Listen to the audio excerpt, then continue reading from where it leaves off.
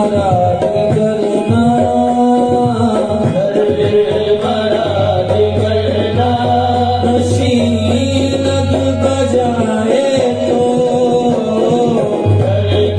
مراد کرنا نشینت بجائے تو مراد کرنا نشینت بجائے تو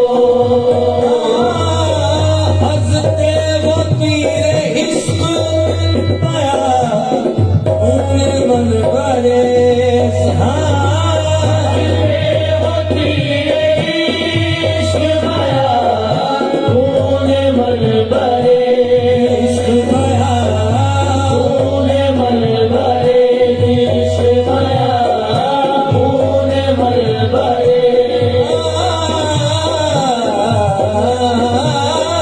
ہنستے وہ تیر عشق پایا انہیں من بڑے جو کسب زندگی زندگی جو کسب زندگی نشوت آشنائے تو کسب زندگی نشوت آشنائے تو کسب زندگی نشوت آشنائے تو بدولت وصال برابر نمی کند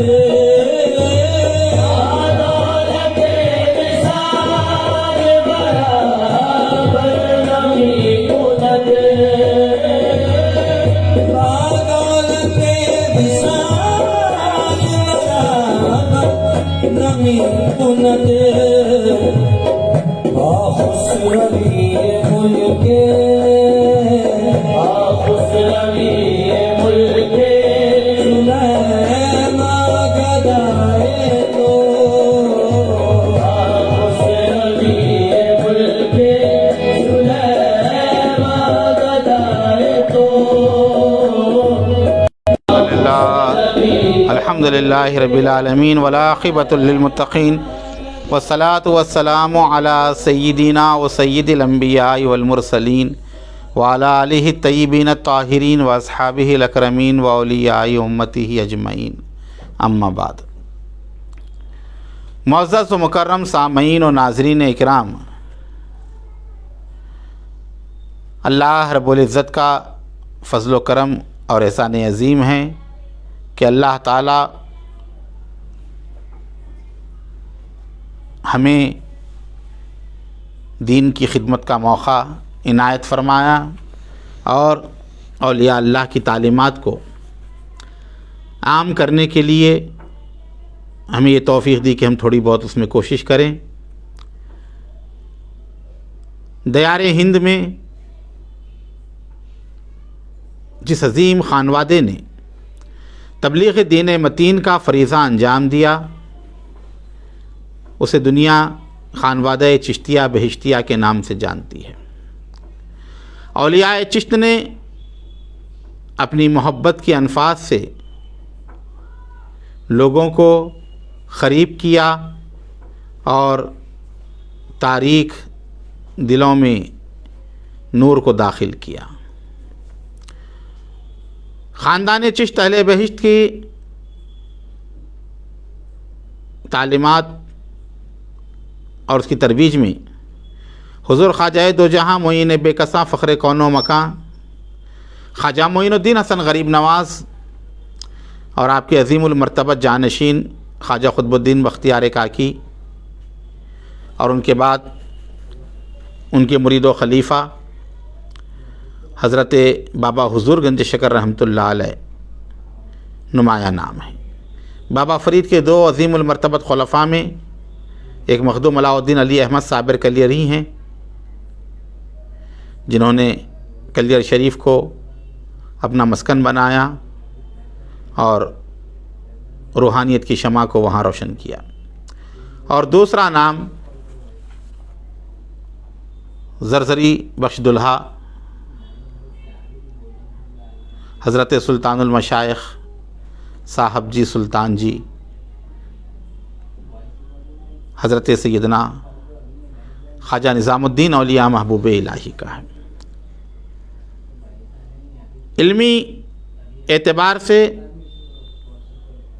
خانوادہ چشتیہ کا جو عظیم کام تصانیف و ملفوظات کے ذریعے شروع ہوا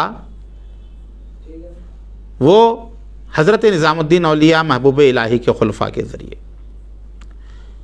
محبوب الہی کے خلفاء نے باضابطہ طور پر محبوب الہی کی تعلیمات، ان کے احوال، ان کے حالات، کرامات کو جو دیکھا، محسوس کیا، اس کو قلم بند کیا۔ اس طرح ایک عظیم ذخیرہ مستند واقعات کے ساتھ ہمیں اگر ملتا ہے تو وہ محبوب الہی کی سیرت میں ملتا ہے۔ فوائد الفوائد شریف ہوں، درور نظامیہ یا قوام العقائد یا سیر الاولیاء، یہ تمام کتابیں محبوب الہی کے احوال میں اور سلسلہ چشتیہ کی تعلیمات میں بنیادی حیثیت کی حامل ہیں۔ اب ان کے بعد جو دوسرا نمبر ہے وہ سلطان المشائخ محبوب الہی کے خلفاء کی تعلیمات اور ملفوظات اور احوال کا، جس میں حضرت بندگی خواجہ نصیر الدین روشن چراغ دہلوی کے ملفوظات خیر المجالس الحمدللہ، جس کے ہم نے تمام 100 مجالس کو فیضان چشتیہ کے پیش پر جو ہے سلسلہ وار بیان کیا ہے، وہ ہیں۔ اور اسی کے ساتھ سلطان المشائخ محبوب الہی کے ایک عظیم المرتبت خلیفہ حضرت خواجہ محمد برہان الدین غریب رحمۃ اللہ علیہ، جو 21ویں خواجہ مانے جاتے ہیں، اور ان کے خلیفہ حضرت زین الدین شیرازی، جنہیں دنیا 22ویں خواجہ کے نام سے جانتی ہے۔ حضرت برہان الدین غریب رحمۃ اللہ علیہ کو کاشانی برادران جو عظیم المرتبت ہستیاں تھیں، ایسے لوگ ملے جنہوں نے باضابطہ آپ کی تعلیمات کو قلم بند کیا، کتابی شکل دی اور پھیلایا۔ یہ 4 بھائی کاشانی برادران جنہیں کہا جاتا ہے، حضرت حماد کاشانی، حضرت برہان کاشانی، حضرت رکن الدین کاشانی اور مجد الدین کاشانی، علمی اعتبار سے یہ بڑی عظیم ہستیاں تھیں جو حضرت برہان الدین غریب کے حلقہ ارادت میں داخل تھیں۔ انہوں نے اپنے شیخ کے ملفوظات اور ارشادات کو، واقعات کو تحریر کیا، قلم بند کیا اور کتابی شکل میں انہیں محفوظ کیا، آنے والی نسلوں تک ایک بہت بڑا علمی سرمایہ انہوں نے پہنچایا۔ حضرت خواجہ برہان الدین غریب رحمۃ اللہ علیہ کی ملفوظات کی مشہور کتاب احسن الاقوال، یہ جو میرے سامنے ہیں، احسن الاقوال، جس کو خواجہ حماد بن حماد کاشانی نے جمع کیا اور اس کو جو ہے درگاہ شریف سے شائع کیا گیا حضرت کی خلدآباد شریف سے، اور اس کا ترجمہ جو میرے سامنے ہے اس وقت ڈاکٹر بیگ فرحین بانو خلدآبادی ہیں۔ اللہ انہیں اجر عظیم عطا کرے، اللہ تعالیٰ ان کی عمر و اقبال میں ترقی دے، ان کی علم کی برکتوں سے لوگوں کو فیض حاصل ہو اور وہ اسی طرح جو ہے بزرگان دین کے اوپر جو ہے کام کرتی رہیں۔ بڑے اچھے انداز میں ڈاکٹر بیگ فرحین بانو نے اس کا جو ہے ترجمہ کیا احسن الاقوال کا، اور اس کو شائع کیا گیا۔ اس میں 28 باب ہیں، 28 اس کے جو ہے عنوانات ہیں، وضو کے حوالے سے، نماز کے حوالے سے، سنت و نوافل کے حوالے سے، بیعت و پیری مریدی کے حوالے سے، کرامات کے حوالے سے، کھانے پینے کے آداب کے حوالے سے، اطاعت شیخ کے حوالے سے، سچ بولنے کی فضیلت کے حوالے سے، جھوٹ سے بچنے اور کنارہ کشی رہنے کی اہمیت کے حوالے سے، اور بزرگان دین کے رد و قبول کے حوالے سے، اولیاء اللہ کی محبت کے حوالے سے، صبر و تحمل کے حوالے سے، احسان کے حوالے سے، لالچ اور برائی کی ذلت و رسوائی کے حوالے سے، صدقے کی فضیلت کے حوالے سے، مجالس سماع کے آداب کے حوالے سے، اور مریدین اور شیخ کے تعلقات کے حوالے سے حضرت برہان الدین غریب رضی اللہ تعالیٰ عنہ کے تعلیمات اور ان کے جو ہے واقعات کو جو ہے جمع بند کیا گیا ہے۔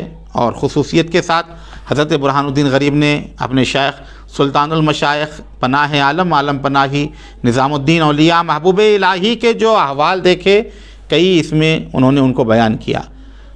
حریق محبت بابا حضور گنج شکر کی تعلیمات کو اور ان کے احوال کو بھی انہوں نے بیان کیا۔ تو یہ ہم جو ہے شروع کرتے ہیں اس کتاب احسن الاقوال کی جو ہے درس کو۔ درگاہ شریف کے خادم اور مجاور حضرت عبدالحمید ولد عبدالمجید خلدآبادی صاحب نے جو ہے اس میں پیش لفظ لکھا ہے، اور مقدمے میں جو ہے حضرت کے برہان الدین غریب کے حالات، اور اس کے بعد جو ہے حضرت حماد بن عماد کاشانی کے حالات بھی جو ہے بڑی ہی عرق ریزی کے ساتھ جو ہے جمع کیے گئے ہیں، اور اس کو زیب خرطاس کیا گیا ہے۔ 22 خواجگان جو کہا جاتا ہے، دہلی کو 22 خواجہ کی چوکٹ کہا جاتا ہے۔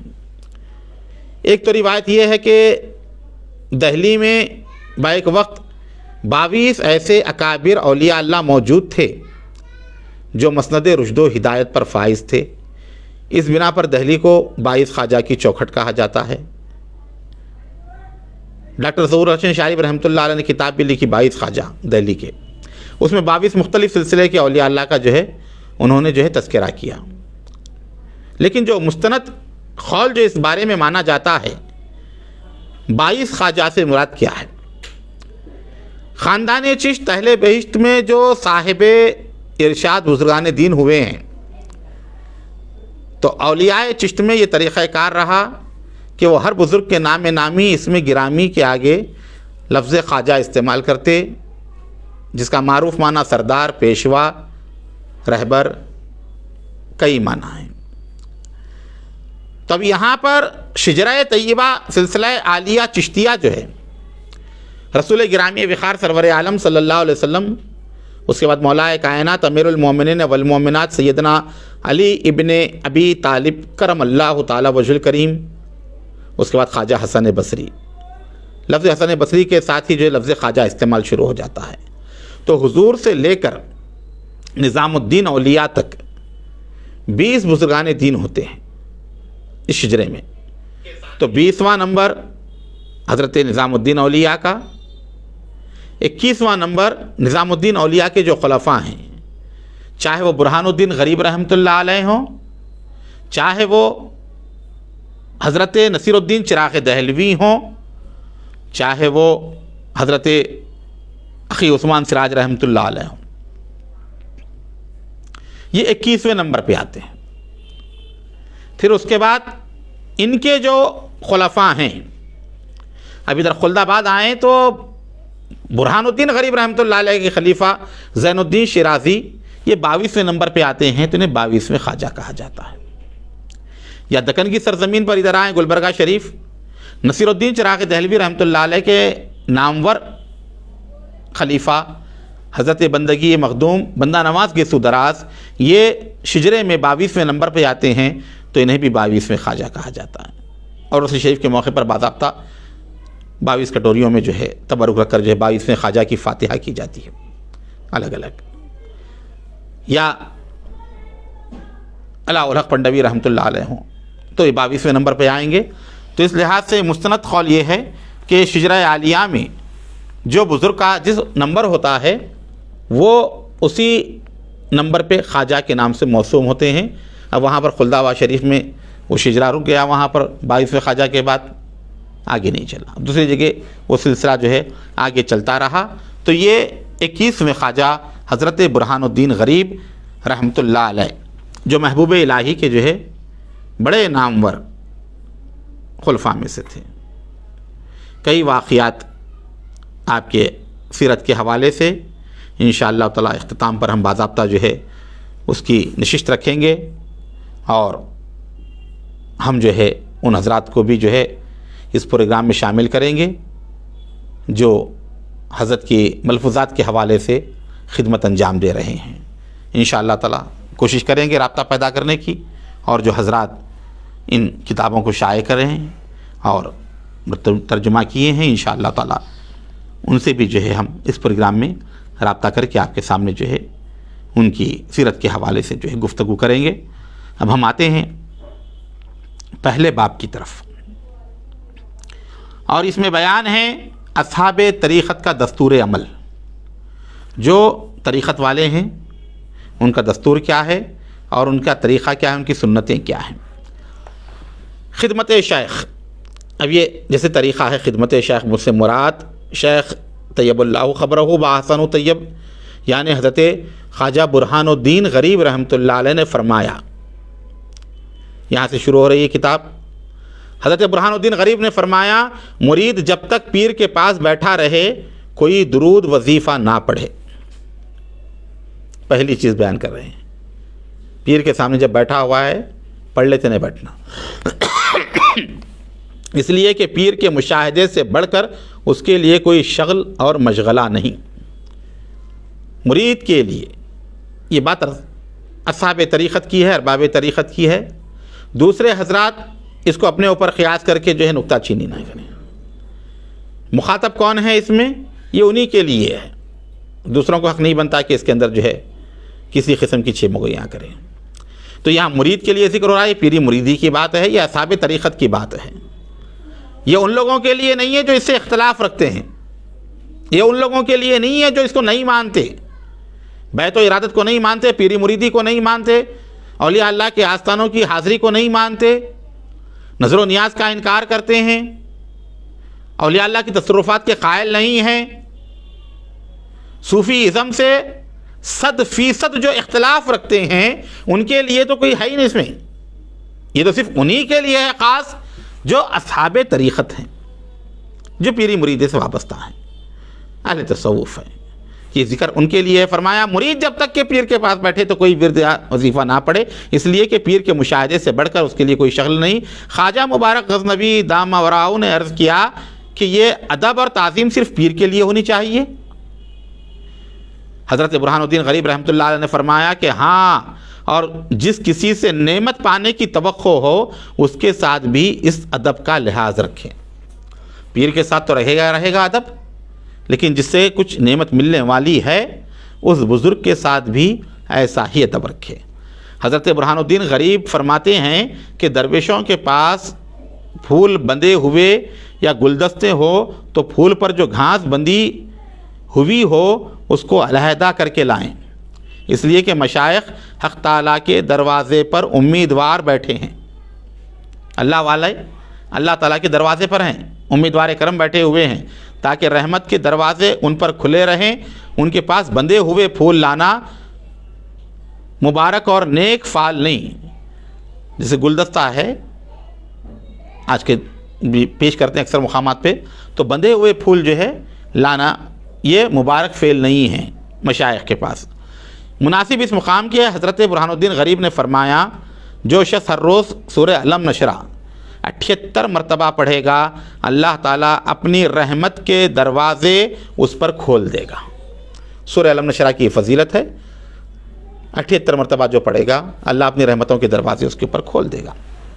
پھر اس کے بعد بڑی پیاری باتیں آپ نے بیان فرمائی جو دوسرے ملفوظات میں ہمیں نہیں ملتی. حضرت برہان الدین غریب فرماتے ہیں کہ پھول سونگھتے وقت جب تک سانس سے خوشبو لیں پھول ناک کے قریب رکھیں، اور جب سانس چھوڑے پھول کو ناک سے دور کر دے تاکہ سانس کی حرارت سے پھول کملا نہ جائے. لیتے وقت قریب رکھیں اور سانس جب چھوڑ رہے ہیں پھول کو دور ہٹا دیں. حضرت سلطان برہان الدین غریب فرماتے ہیں اگر کسی کو بیماری یا حبس گھٹن یا بندش نعوذ باللہ پیش آئے اور درویش اس کی عیادت یعنی مزاج پرسی کو جائے، کسی کو بھیجے تو فقط جوز جائفل نہ لے جائے اور نہ بھیجے. لفظ جوز نامبارک برا فعل ہے اور آنے والے شخص کو بھی نہ چاہیے کہ درویش کی خدمت میں تنہا جوز جیفل جو ہوتا ہے وہ لے کر نہ آئیں، اور درویشوں کو بھی کسی کو تنہا جوز نہ دیں، پھول اور کھجور ملا کر دیں۔ حضرت سلطان برہان الدین غریب فرماتے ہیں اگر کوئی شخص درویش کے پاس کسی مہم یا حاجت برانے کی نیت سے، کوئی کام رکا ہوا ہے، کوئی حاجت ہونے والی ہے، اس نیت سے کوئی چیز یا خردہ یا روپیہ لائے، اگر وہ کام پورا ہونے والا ہو تو درویش ان چیزوں کو قبول کرے، ورنہ ان کا لینا حرام ہوگا۔ ہاں، کوئی لے کر آ رہا ہے نذرانہ وغیرہ کس کام کی نیت سے، اگر وہ کام پورا ہونے والا ہے تو ہی قبول کرنا، اگر وہ پورا ہونے والا نہیں ہے، اگر وہ قبول کر رہا ہے، پیسے لے رہا ہے، فرماتے ہیں کہ اس کا لینا حرام ہے۔ کسی سے کچھ لے رہا ہے پیسے کسی کام کے عوض تو اس کا ہونا ضروری ہے، اگر نہیں ہوتا ہے تو اگر پیسے لے رہا ہے صرف یہ نہیں کہ آ رہے ہیں لے لو ادا کر لو، وہ حرام ہے۔ اس بات پر دلیل یہ ہے کہ مخدوم فرماتے ہیں کہ ایک وقت چند مسافر ہمارے خواجہ یعنی سلطان المشائخ سلطان جی صاحب جی محبوب الہی کی جماعت خانے میں اترے۔ ایک آدمی نے گھوڑا خرید کیا اور ایک دن کا اس زمانے کا سکہ جو تھا چاندی کا محبوب الہی کی خدمت میں لایا۔ آپ آرام فرما رہے تھے، مسافروں نے کہا کہ شیخ آرام فرماتے ہیں، یہ تنکا ہمیں دے دو تاکہ ہم تکبیر کہیں اور حضرت شیخ بھی تکبیر کہیں گے۔ اس شخص نے وہ سکے دے کر چلا گیا۔ محبوب الہی سو رہے تھے، وہ جو بیٹھے ہوئے تھے خدمت میں، انہوں نے کہا کہ ہمیں دے دو، ہم کہہ دیں گے۔ چند روز بعد وہ گھوڑا گم ہو گیا۔ وہ شخص نظام الدین اولیاء کی خدمت میں آیا اور کیفیت عرض کی۔ نظام الدین اولیاء نے فرمایا مسافروں سے کہو کہ وہ اس کے گھوڑے کا جواب دیں، کیونکہ وہ لے کر آیا تھا نظر گھوڑا لانے کے بعد، اب وہ گھوڑا چلا گیا تو وہ ذمہ دار ہیں۔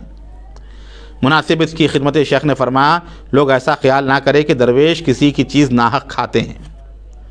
یہ بھی نہ سمجھے لوگ، بہت سارے لوگ سمجھتے ہیں کہ بھائی مرشدوں کو کام کیا ہے، لیتے ہیں کھا لیتے ہیں، نذرانے آتے ہیں، بڑی تکلیف ہوتی ہے۔ کوئی ہاتھ چومتا ہے تو تکلیف ہوتی ہے ان کی، کوئی قدم بوسی کرتا ہے تو تکلیف ہوتی ہے، ہاتھ اس کے چوم رہا ہے تکلیف اس کو ہو رہی ہے، قدم بوسی اس کی ہو رہی ہے تکلیف اس کو ہو رہی ہے۔ تو یہ حال جو ہے بنا ہوا ہے۔ ہاں، لوگوں کو عقیدت ہوتی ہے، محبت ہوتی ہے تو چومتے ہیں۔ اب خود تمہارے ہاتھ نہیں چومیں گے لوگ، کیونکہ تمہارے اندر تو صلاحیت ہی نہیں ہے۔ ہاں، تو کوئی آدمی بولتے کہ مرشدہ ہاتھ چمواتے ہیں، چمواتے نہیں، لوگ چومتے ہیں عقیدت سے۔ اگر ویسا ہوتا آپ بھی دیجیے ہاتھ کسی کو، کھڑے ہو کر مسجد میں بولیے میرا ہاتھ چومیے، کوئی چومے گا؟ تو لوگ چومتے ہیں عقیدت سے، دستبوسی کرتے ہیں، قدم بوسی کرتے ہیں۔ ہاں، تو یہ ان سے محبت ہے، نذرانہ پیش کرتے ہیں تو وہ قبول کرتے ہیں۔ تو اب یہاں کہہ رہے ہیں کہ جو ہے درویش کسی کی چیز ناحق نہیں کھاتے۔ اگر کوئی درویش کے پاس 1 روپیہ یا پیسہ بھی لاتا ہے تو درویش اس کے 10 روپیے یا 10 پیسوں کا کام کرتے ہیں۔ اللہ والے جو ہوتے ہیں نا، 1 روپیہ بھی ان کے پاس کوئی لا کر دے تو اس کے 10 روپے کا کام بنا دیتے ہیں، وہ اس سے بڑھ کر اس کو عطا کرتے ہیں۔ جب کھاتے ہیں مراد یہ کہ اتنی قدرت حاصل ہو جب کسی سے کچھ لے، ہاں تو اتنا وہ کر سکتے ہیں، نوازتے ہیں، دعاؤں سے ان کی جو ہے اللہ تعالیٰ انہیں عطا کرتا ہے۔ آپ فرماتے تھے کہ درویش کے پاس کسی شخص نے کبھی کوئی چیز لایا ہو اور پھر معلوم ہو جائے کہ اس کو کوئی مہم پیش آئے تو درویش کو اس کے کام میں مشغول ہونا چاہیے۔ کوئی چیز لا کر دے رہا نذرانہ، کہا کہ یہ معاملہ ہے، تو اس کو بھی چاہیے کہ اس کے کام میں لگ جائے، دعا کرے اس کے لیے، خواہ وہ خبر کرے یا نہ کرے۔ اس کے ثبوت میں فرمایا کہ ایک آدمی نے کسی روز چاندی کا تنکا خدمت میں لایا تھا، تھوڑی مدت کے بعد وہ بیمار ہو گیا۔ حضرت شیخ اس کی بیماری کی خبر سن کر فرمایا کہ وہ چاندی کا سکہ میرے دل میں کھٹکتا تھا۔ وہ لے کر آیا تھا نذرانہ ایک چاندی کا سکہ، وہ کھٹک رہا تھا حضرت کو۔ جب معلوم پڑا وہ بیمار ہو گیا لانے والا، تو آپ نے کیا کیا، اب اس کے لیے دعا کرنا چاہیے تاکہ وہ صحت یاب ہو جائے، یعنی اس کا بدلہ ہو جائے، وہ جو لا کر دیا تھا سکہ۔ حضرت سلطان برہان الدین غریب فرماتے ہیں کہ پیر کو چاہیے کہ مرید کا کپڑا مانگ کر نہ پہنے، پیر مرید سے نہ مانگے اور نہ مرید کے مانگنے پر کپڑا دے، اگر دے تو واپس نہ لے۔ مرید مانگ رہا ہے کپڑا تو نہ دے، اگر دے رہا ہے تو واپس نہ لے۔ مخدوم فرماتے تھے کہ مصلی کی صف پر سوائے شیخ کے کسی کو مصلی نہ بچھانا چاہیے۔ جہاں پر مصلی شیخ کا بچھتا ہے وہاں پر شیخ کا ہی مصلی ہو، کسی دوسرے کا نہ ہو، تاکہ شاگرد و استاد کے درمیان ترک ادب نہ ہو۔ آپ فرماتے تھے اگر کوئی شخص درویش کی ملاقات کو آئے تو درویش کو جس کام میں دیکھے آنے والا بھی موافقت کرے، یعنی شریک ہو جائے۔ اگر درویش کو طاعت و عبادت میں پائے تو وہ بھی کچھ ادا کرے، اگر عمارت بناتے دیکھے تو مدد کرے۔ یعنی آ گیا ہے کوئی مرید پیر کی خدمت میں، پیر جو کام میں لگا ہوا ہے اپن بھی اس میں شامل ہو۔ اگر پیر وظیفہ پڑھ رہا ہے، ذکر کر رہا ہے، پیچھے بیٹھ کر پڑھے اپن بھی تھوڑی دیر، اس سے بے انتہا فائدے ہوتے ہیں۔ پیر کچھ کام کر رہا ہے تو اپن بھی ہاتھ بٹائے اس میں۔ ہاں، ایسا نہیں کہ انتظار کرتا کھڑا رہے بولنے کا کہ مجھے بولیں گے تو میں کروں گا۔ تو یہاں فرماتے ہیں کہ جو ہے پیر کے کام میں ہاتھ بٹائے، اگر عمارت بنا رہا ہے تو وہ بھی بنائیں۔ فرماتے ہیں کہ اس کے ثبوت میں آپ نے فرمایا کہ ایک درویش کسی درویش کی ملاقات کو گیا، درویش کو چھپر بناتے دیکھ کر چپ کھڑا رہا۔ وہ چھپر بنا رہا ہے درویش، اور یہ جو جانے والا ہے ہاتھ بن کے کھڑا ہوا ہے دیکھتے ہوئے۔ درویش نے کہا ہے جوان تو بھی ہاتھ لگا تاکہ تو بھی اس میں شریک ہو جائے۔